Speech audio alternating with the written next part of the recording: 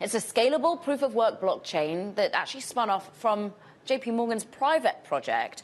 And Anastasia, infrastructure is at your heart, basically, in terms of some of what you're trying to build at Cadena and support within the ecosystem. But just first and foremost, take us to the interplay of centralized finance and traditional finance trying to interweave itself with decentralized finance. How much are people worried about some of the contagion risks within Signature Bank and indeed not Signature, apologies, but Silvergate, and what it ultimately means for the growth in the ecosystem? Hi, thanks. I think that one of the big things is that we still have to interact with centralized banking, especially, companies that are based in the US. So if you want to have these US companies, we need to have access to bank accounts and be able to do payroll and healthcare and things like that. So it's one of those realities that in a decentralized world, we still have to be able to play and integrate with, banks.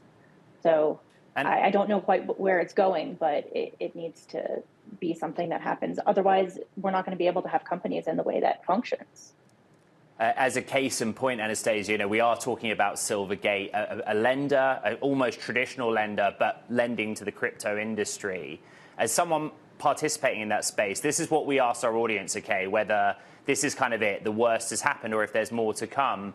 How do you go about running a business as COO? We asked, is the contagion spillover contained? 70% of respondents said no. Are you kind of worried about the health of this industry right now? It's so hard to tell because I think that there keeps being moments where people say this is it, and then there's something new that comes out. So I think that there's sort of been a continuing ripple effect. But I think also, I'm at East Denver right now, and there's a lot of optimism about the technology and what people are building and sort of tech infrastructure. And I'm seeing a lot of, collaboration and cooperation between, interchain projects where people are seeing the strength of one project and how that can work with another. And so as much as there's sort of these very real concerns, I also think that people are still innovating and building things that are pretty exciting. But, we want to do it sustainably. We want to build things that are resilient. And that means being resilient in the business world, not just in the tech world. Okay, so Anastasia, let's talk about what you're building. It's, a proof of work blockchain. Some would say equivalent to a Bitcoin, but it's scalable. It's fast is the idea in particular. What are you hoping that Cadena can solve within the infrastructure needs? So one of the things is we are fast, but also secure because we have a structure that has braided chains so that it refers to other parts of the chain.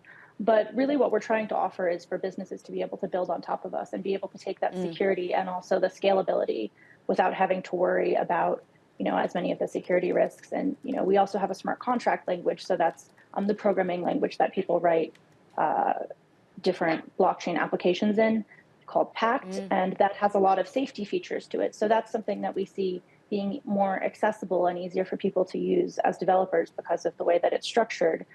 Which hopefully means that people can build more viable businesses because you'll be able to, it's human readable. So I can read one of the contracts and see what it says. As a non-engineer, that's really valuable to be able to understand what's happening, even though, you want to get to a world where you don't have to look under the hood and you can trust what's happening. Well said. Cadena, as I sort of said at the beginning, was spun out of a private blockchain project being built within JP Morgan, the founders helping exercise really that first blockchain at JP Morgan. And therefore I ask you, what is traditional companies' appetite to continue to invest or to adopt within overall crypto space, whether it be building their own private blockchains or that be trying to harness the power of the technology, while at the same side they've got this worry about ultimately how much bad press the ecosystem gets?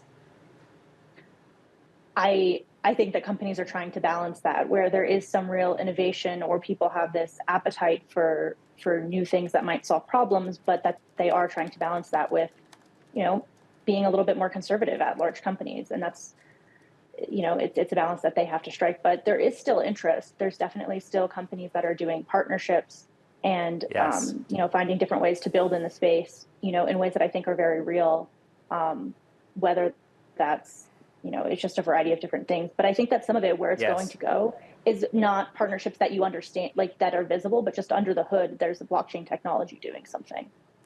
I want to dig into blockchain technology. I know this is an area you care deeply about, and tech literacy. So Caroline and I have been talking a lot about artificial intelligence. We've been experimenting with it, using it. You see everyone having a go.